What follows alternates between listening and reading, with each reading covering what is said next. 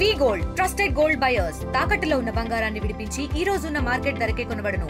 మరిన్ని వివరాలకు సంప్రదించండి 7710 మనవాడు మన తెలుగు బిడ్డ కేఎల్ రావు గారి జయంతి సందర్భంగా మన ఆంధ్రప్రదేశ్ నీటిపారుదల శాఖ ద్వారా ఏర్పాటు చేసినటువంటి యొక్క కార్యక్రమానికి వేదికను అలంకరించినటువంటి రైతు నాయకులకు, అధికారులకు, వేదిక ముందున్నటువంటి సోదరీమణులకు, పాత్రికేయ మిత్రులకు అందరికీ కూడా ముందుగా నా హృదయపూర్వకమైన నమస్కారాలు మీ అందరికీ కూడా ముందుగా తెలియజేసుకుంటూ ఉన్నా. ఈరోజు అటు నరేంద్ర మోడీ గారు కానీ, ఇటు మన గౌరవ ముఖ్యమంత్రి నారా చంద్రబాబు నాయుడు గారు కానీ ఏదైతే నదుల అనుసంధానం అనేటువంటి కార్యక్రమానికి ఏదైతే శ్రీకారం చుడుతూ ఉన్నారో దీనికి ఆద్యులు కేఎల్ రావు గారు అనే విషయాన్ని ఈ సందర్భంగా గుర్తు చేసుకోవాలి. ఎందుకంటే ఒక నదీ పరివాహక ప్రాంతంలో అధిక వర్షాలుండి ఇంకొక నదీ పరివాహక ప్రాంతంలో వర్షాలు తక్కువగా ఉన్నటువంటి పరిస్థితుల్లో అక్కడి కరువు కాటకాలు, దుర్భిక్ష పరిస్థితుల నుంచి ఆ ప్రాంతాన్ని కాపాడాలని అంటే నదుల అనుసంధానం ఒక్కటే మార్గం. అందులోనూ కూడా భారతదేశంలో వనరులకు ఎక్కడా కూడా లోటు లేదు. ఇటువంటి వనరులకు లోటు లేకపోయినప్పటికీ కూడా ఈ భారతదేశం ఇంకా అభివృద్ధి చెందాలి అని అంటే కరువు కాటకాల నుంచి, దుర్భిక్షమైనటువంటి పరిస్థితుల నుండి మరి యొక్క భారతదేశం అతీతంగా ఉండాలి అని అంటే నదుల అనుసంధానం ఒక్కటే మార్గం. ఏదైతే గంగా, మరి అదేవిధంగా మహానది, గోదావరి, కృష్ణ, కావేరి, ఇట్లా ఒక నదుల అనుసంధానం అంటే ఒక గార్లెండింగ్ ఆఫ్ రివర్స్ మాదిరిగా మనం ఈ అనుసంధానం చేసినట్లయితే మరి భవిష్యత్తులో భారతదేశం ఒక అభివృద్ధి చెందినటువంటి దేశంగా మారుతుందనేటువంటి కేఎల్ రావు గారు ఇచ్చినటువంటి ఏదైతే ఆ స్ఫూర్తిని ఈరోజు నరేంద్ర మోడీ గారు కానీ, చంద్రబాబు నాయుడు గారు కానీ కొనసాగిస్తున్నటువంటి పరిస్థితి. ఏదైతే మన కేఎల్ రావు గారు మరి ఈవేళ మనం చూస్తూ ఉన్నాం, ఎంతో క్లిష్టతరమైనటువంటి ప్రాజెక్టులు భారతదేశంలో రూపుదిద్దుకున్నాయనంటే అది కేఎల్ రావు గారి యొక్క పుణ్యం. ఎందుకంటే మనం చూస్తూ ఉన్నాం ఏదైతే మరి మన కృష్ణా నది మీద ఉన్నటువంటి మన నాగార్జున సాగర్ కానీ, అదేవిధంగా శ్రీశైలం ప్రాజెక్టు కానీ, అదేవిధంగా మహానది మీద హీరాకుడ్ ప్రాజెక్టు కానీ, అదేవిధంగా గంగా నది మీద ఫరక్కా బ్యారేజీ కానీ, అదేవిధంగా దామోదర మీద కోసి బ్యారేజీ కానీ, ఇట్లా చెప్పుకుంటూ పోతే అత్యంత భారీ మరి ప్రాజెక్టులు, బహుళార్థకమైనటువంటి ప్రాజెక్టులకి శ్రీకారం చుట్టింది కేఎల్ రావు గారు.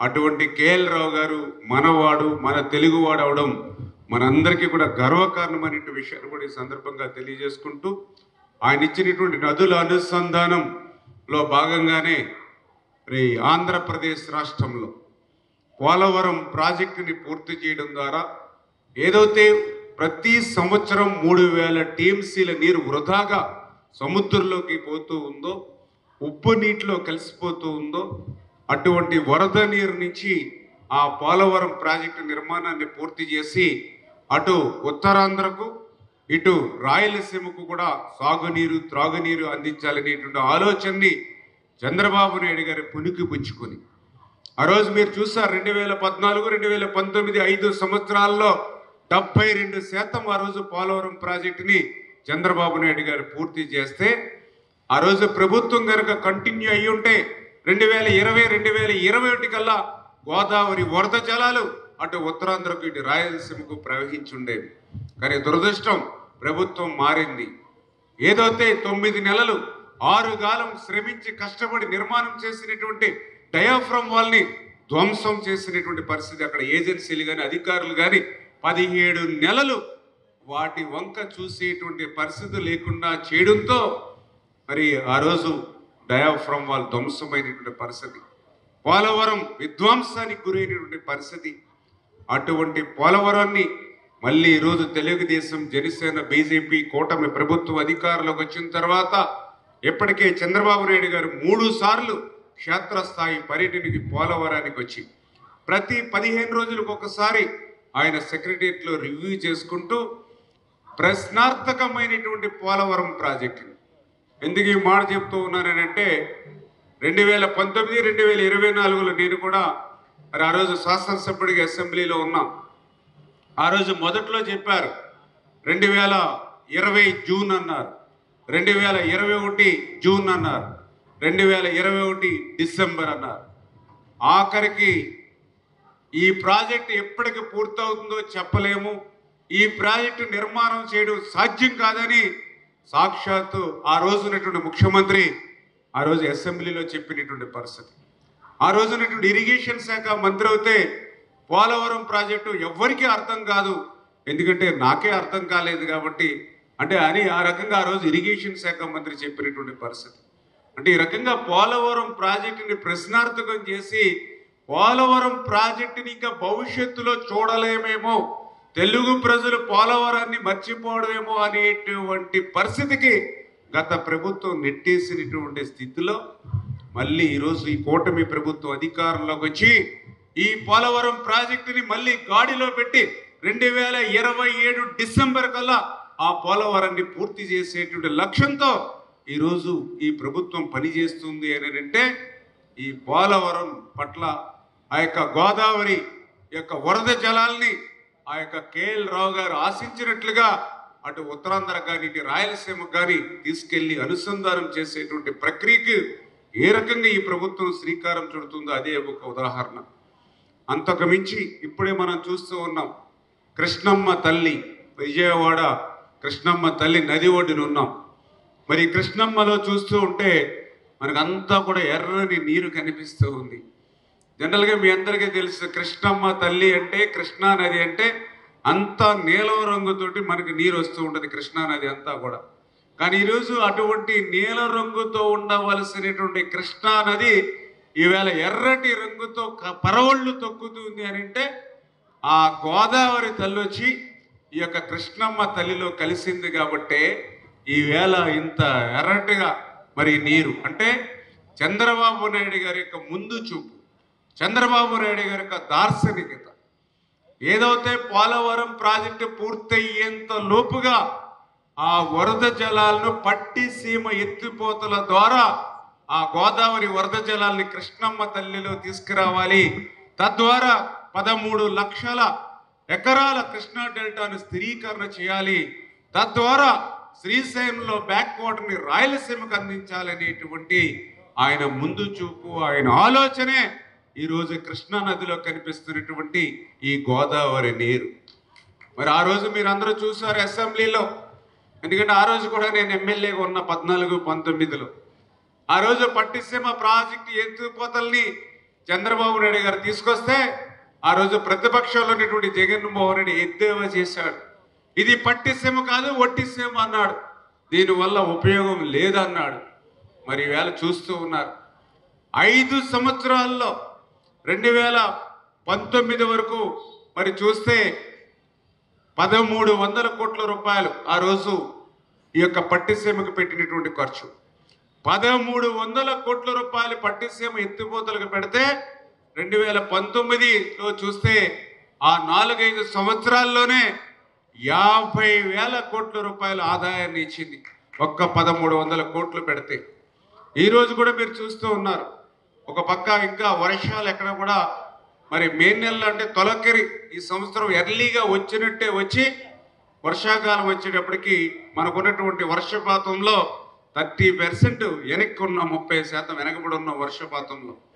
అయినప్పటికీ కూడా ఈరోజు కృష్ణా డెల్టాలో నారుమళ్ళుకో నాట్లుకో వెళ్ళగలుగుతూ ఉన్నారని అంటే ఈవేళ పట్టిసీమ నుంచి గోదావరి నుంచి తీసేటువంటి నీరు ఎంత సాయపడుతుందో ఈ రోజు కూడా మన ప్రత్యక్షంగా మనందరం కూడా చూస్తున్నటువంటి పరిస్థితి.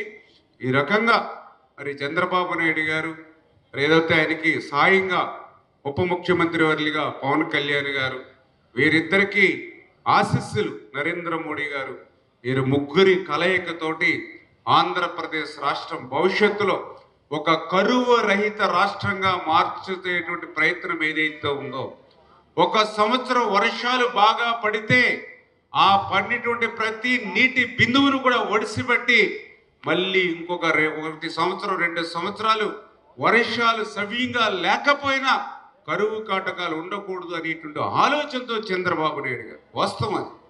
దానికి ఉదాహరణ పులిచింతల. ఎందుకంటే ఈరోజు వర్షాలు లేవు ఈ ప్రాంతంలో, మనం చూస్తూ ఉన్నాం. ఈ జూలై నెల వచ్చింది కానీ నీళ్లకు కరువు లేదు. ఇప్పుడే చూస్తూ ఉన్నాం. ఏదైతే ఈస్ట్ కెనాల్ మన ఏదైతే ప్రకాశం బ్యారేజ్ దగ్గర ఇప్పుడు 10,500 క్యూసెక్కులు నీరు తీసుకుంటున్నాం ఈస్ట్ కెనాల్కి. మరి ఈవేళ ఇంకా కృష్ణమ్మ ఏదైతే నాగార్జున సాగర్ నిండలా, శ్రీశైలం నిండింది. శ్రీశైలం తర్వాత మళ్ళీ ఇప్పుడు నాగార్జున సాగర్ నిండాలి. నాగార్జున సాగర్ నిండితేనే కానీ మరి పులిచింతలకు రావు, పులిచింతలు నిండితేనే కానీ మన ప్రకాశం బ్యారేజీకి రావు. కానీ ఆ కృష్ణా నది ఏదైతే నాగార్జున సాగర్ కోసం ఆలోచన చేయకుండా ఈరోజు మరి ఈస్ట్ కెనాల్కి 10,500, అదేవిధంగా వెస్ట్ కెనాల్కి కూడా ఒక 3,000 క్యూసెక్కులు మరి ఇవ్వగలుగుతున్నాం అని అంటే ఎక్కడి నుంచి ఇస్తూ ఉన్నాం? గత సంవత్సరం వచ్చినటువంటి వరదల ద్వారా, గత సంవత్సరం కురిసినటువంటి వర్షపు నీరు ఏదైతే ఉందో దాన్ని పులిచెంతుల్లో దాచిపెట్టుకోగలిగాం. దగ్గర 45 టీఎంసీల నీరుని ఆ రోజు పులిచెంతుల్లో మనం రిజర్వ్ చేసుకోగలిగాం గత వర్షాకాలంలో. దాన్ని మొన్న ఖరీఫ్ సీజన్లో వాడుకున్నాం, మొన్న వేసవి కాలంలో త్రాగునీరు కోసం వాడుకున్నాం. అవి అన్నీ వాడుకోగా మళ్ళీ ఈ వర్షాకాలం వచ్చే సమయానికి ఇంకా అక్కడ 20 టీఎంసీలు నీరు నిల్వ చేసుకోగలిగాం. కాబట్టే ఈరోజు నాగార్జున సాగరంగా చూడక్కర్లేకుండానే ఇటు పట్టిసీమని ఆ పులిచింతల్లో దాచుకునేటువంటి నీటిని ఉపయోగించి గర్వంగా ఈవేళ కృష్ణా ఎస్సీ చెప్ప, నీకు ఎంత నీరు కావాలంటే అది తీసుకో, నీకు ఎంత కావాలంటే అది తీసుకొని ధైర్యంగా మేము చెప్పగలిగామంటే అర్థం ఆ ముందు చూపు. ఈ మాట ఎందుకు చెప్తున్నానంటే నేను కూడా గత సంవత్సరం ఇరిగేషన్ శాఖ మంత్రిగా నేను కూడా ప్రమాణ స్వీకారం చేశాం. లాస్ట్ ఇయర్ ప్రమాణ స్వీకారం చేసిన తర్వాత ఇదే కృష్ణా నదికి సంబంధించి రివ్యూ చేస్తే పులిచింతల్లో అంటే ఆ రోజు జూలై నెలలో చూస్తే 6 టీఎంసీ నీరు ఉంది. 6 టీఎంసీ నీరు. ఈరోజు జూలై నెలలో ఎంత ఉంది? 20 టీఎంసీల నీరు ఉంది. అంటే కారణం ముందు చూపు, ప్రతి నీటి బొట్టుని ఒడిసిపట్టి రిజర్వ్ చేసుకోవాలనేటువంటి చంద్రబాబు నాయుడు గారి యొక్క ఆలోచన. అంటే ఏదో మేము మాటలు చెప్పట్లా, చేతల ద్వారా మీకు చూపిస్తూ ఉన్నాం. ఆ డిఫరెన్స్ ఏంటనేది మీకు కనిపిస్తూ ఉంది. 6 టీఎంసీని కూడా అక్కడ నిలువ చేయలేనటువంటి ప్రభుత్వం గత ప్రభుత్వం. అంటే ఇష్టానుసారంగా ఎంత ఇన్ఫ్లో వస్తుంది, ఎంత అవుట్ఫ్లో వదలాలి అనేటువంటి ఆలోచన లేకుండా, పర్యవేక్షణ లేకుండా, ప్రణాళిక లేకుండా ఇష్టానుసారం ఇరిగేషన్ శాఖని విధ్వంసం చేశారు. దానికి ఇటువంటి పరిస్థితి అని చెప్పి తెలియజేసుకుంటూ, అటువంటి తప్పిదాలు ఏమీ లేకుండా గత ప్రభుత్వం చేస్తున్నటువంటి తప్పిదాలన్నింటినీ కూడా ఒక్కొక్కటి మళ్ళీ ఈరోజు మళ్ళీ సరి చేసుకుంటూ 5 సంవత్సరాలు ఎక్కడ కూడా ఒక్క తట్ట మట్టి ఏ కెనాల్లో కానీ ఏ డ్రైన్లోనూ కానీ తీయాల. మళ్ళీ ఈవేళ ప్రతి రిజర్వాయర్, ప్రతి కెనాల్, ప్రతి డ్రైను ఈవేళ ఓఎండ్ఎం కింద ఈరోజు ఈ సంవత్సరంలో 700 కోట్ల రూపాయలు ఇచ్చాం. 5 సంవత్సరాల్లో 100 కోట్లు ఇవ్వాల, 5 సంవత్సరాల్లో 100 కోట్లు ఇవ్వాల. కానీ ఈరోజు మొదటి సంవత్సరమే 700 కోట్ల రూపాయలు ఇచ్చాం. మొదట 90 కోట్లు ఇచ్చాం, తర్వాత 260 కోట్లు ఇచ్చాం, మళ్ళీ మొన్న 360 కోట్లు ఇచ్చాం. మళ్ళీ ఇవి కాకుండా మొన్న బుడమేరకు సంబంధించి మళ్ళీ కొంత డిజాస్టర్ మేనేజ్మెంట్లో ఇచ్చాం. అంటే ఈ రకంగా ప్రతి విషయంలోనూ లాకులు, డోర్స్, షట్టర్స్, రోప్స్, మరామతులు కాదు, కనీసం గ్రీజు పెట్టి కూడా మెయింటైన్ చేయలేదు.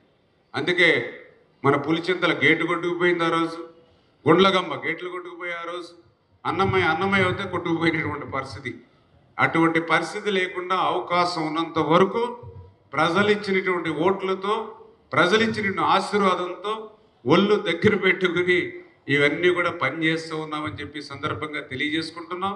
ఆ కేఎల్ రావు గారు ఆశించినటువంటి సమాజం ఏదైతే ఉందో, ఆయన ఆశించినటువంటి నదుల అనుసంధానం ఏదైతే ఉందో వాటన్నిటినీ కూడా నెరవేర్చాలి, రాష్ట్రమంతా కూడా సస్యశ్యామలంగా ఉండాలి అనేటువంటి ఆలోచనతోటే, ఆ కేఎల్ రావు గారి యొక్క స్ఫూర్తితోటే ఈ యొక్క తెలుగుదేశం, జనసేన, బీజేపీ ప్రభుత్వం పనిచేస్తుందని చెప్పి మరొక్కసారి మీ ద్వారా అందరికీ కూడా తెలియజేసుకుంటూ, ఎవరైతే మరి ఇరిగేషన్ శాఖకు సంబంధించినటువంటి అధికారులు ఎవరైతే ఉన్నారో మనం కూడా మరింత బాధ్యతగా, ఎందుకంటే 5 సంవత్సరాలు మనం చేద్దామన్నా కూడా ఏ పని లేదు.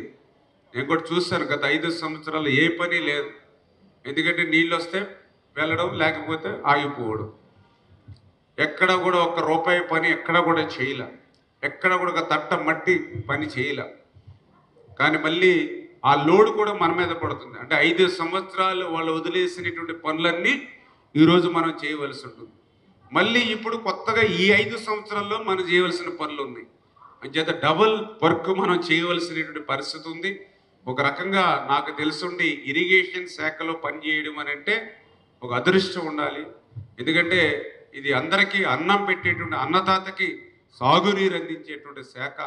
అంచేత ఆ ప్రజలకి ఏదైతే అన్నం పెట్టేటువంటి దేవుళ్ళు ఎవరైతే ఉన్నారో రైతులకి సేవ చేసేటువంటి శాఖ, అటువంటి శాఖలో మనం పనిచేసేటప్పుడు కేవలం ఏదో జీత బత్యాల కోసం పనిచేస్తున్నాం అనేటువంటి ఆలోచనతో కాకుండా ఒక సేవా దృక్పథంతో ఈ శాఖలో పనిచేయడం మనకు ఒక అదృష్టంగా భావిస్తాం. ఎందుకంటే ఈరోజు కూడా నేను ఈ శాఖ మంత్రిగా పనిచేయడం నేను కూడా ఒక అదృష్టంగా నేను భావిస్తూ ఉన్నాను. రైతులకి ఈవేళ సేవ చేసేటువంటి అవకాశం నాకు చంద్రబాబు నాయుడు గారు కల్పించారు. ఖచ్చితంగా దానికి న్యాయం చేయాలని చెప్పిన ఆలోచనతోటే ఉదయం లేచిన దగ్గర నుంచి రాత్రి పడుకునేంత వరకు ఆలోచిస్తూ ఉన్నాం. ఖచ్చితంగా పోలవరం పూర్తి చేయాలి, పోలవరం లెఫ్ట్ కెనాల్ ద్వారా ఉత్తరాంధ్రకు నీళ్లు తీసుకెళ్ళాలి. ఈ సంవత్సరంలో ఏదైతే హంద్రీనేవా మీ అందరికీ తెలుసు, గతంలో 5 సంవత్సరాలు పనిచేశారు వాళ్ళు. ఒక్క రూపాయి పని చేయలేదు, ఒక తట్ట మట్టి పని చేయాల. ఈరోజు మళ్ళీ మరి 3,840 కోట్లు హంద్రీనేవాకు పెట్టాం. ఈవేళ రెడీ అయిన వర్క్ అంతా కూడా 3,850 క్యూసెక్కుల సామర్థ్యం ఉన్న పంపుల్ని ఈ సంవత్సరం మనం ప్రారంభిస్తూ ఉన్నాం. ఎందుకంటే పంపులు ఆల్రెడీ ఎప్పుడో 2014, 2019 5 సంవత్సరాల చంద్రబాబు నాయుడు గారు పాలనలోనే 3,850 క్యూసెక్కుల పంపుల్ని అరేంజ్ చేసి ఉంచారు అక్కడ. తర్వాత వచ్చినటువంటి ప్రభుత్వం 5 సంవత్సరాల్లో ఆ కెనాల్ని వైండింగ్ చేసి ఉన్న పంపుల ద్వారా నీళ్లు కూడా ఉపయోగించుకోలేకపోయింది. కానీ ఈరోజు మనం అధికారంలోకి వచ్చిన సంవత్సరం కాలంలోనే ఆ కెనాల్ అంతా కూడా వైండింగ్ చేసి లైనింగ్ చేసి ఈవేళ 3,850 క్యూసెక్కుల నీరుని, అంటే గత 5 సంవత్సరాలు కూడా కేవలం 2,100 క్యూసెక్కుల నీరు మాత్రమే ఉపయోగించుకుంటుంటే దాన్ని 1 ఇయర్లోనే 5 సంవత్సరాల్లో వాళ్ళ చేయలేనటువంటి పనిని మనం మొదటి సంవత్సరంలోనే పూర్తి చేసి ఈవేళ ఆ మోటార్లు ఆన్ చేసుకోవడానికి ఈవేళ మరి ఎదురు చూస్తున్నాము అని అంటే ఇది పనిచేసేటువంటి ప్రభుత్వం. అంచేత ఎవరైతే మన ఇరిగేషన్ శాఖ అధికారులు కూడా ఎప్పటికప్పుడు వీటన్నిటి మీద కూడా ఆలోచన చేస్తూ బాధ్యతాయుతంగా మరి మీరందరూ కూడా కలిసి మెలిసి మనందరం కూడా వెళ్ళి ఆ కేఎల్ రావు గారి యొక్క ఆశించినటువంటి విధంగా మనం పని చేస్తేనే ఆ కేఎల్ రావు గారికి మనం ఇచ్చినటువంటి నిజమైనటువంటి నివాళులు. మీరు నేను చిత్తశుద్ధితో పని చేస్తే ఆయన ఆశయాన్ని సాధిస్తేనే ఆయనకి ఘనమైనటువంటి నివాళులు తప్ప మనం గార్లెండింగ్ చేసి దండలేసి మరి జ్యోతి ప్రజ్వలన చేసి ఈరోజు 4 ముక్కలు చెప్పుకొని మళ్ళీ రేపు మన పని మనం చేసుకుంటే ఆయనకి ఘనమైన నివాళులు కాదు. ఆయన ఆశయం కోసం ఆయనకి స్ఫూర్తి ఇచ్చేటువంటి విధంగా మనం పనిచేయాలి. అవే ఘనమైనటువంటి నివాళులు. ఆ రకంగా మేము భవిష్యత్తులో పనిచేయాలని చెప్పి మరొక్కసారి మీ అందరినీ కూడా కోరుకుంటూ, తెలుగులో ఫాస్టెస్ట్ న్యూస్ ఇప్పుడు కొత్త అవతారంలో 5 సెకండ్లోనే పూర్తి వార్తా సమాచారం మీ చేతిలో. సోషల్ మీడియా ట్రెండ్స్ మీ కళ్ళ ముందుకే live TV and voice search ఆప్షన్స్తో ఇప్పుడే డౌన్లోడ్ చేయండి. యాప్ లింక్ డిస్క్రిప్షన్లో ఉంది.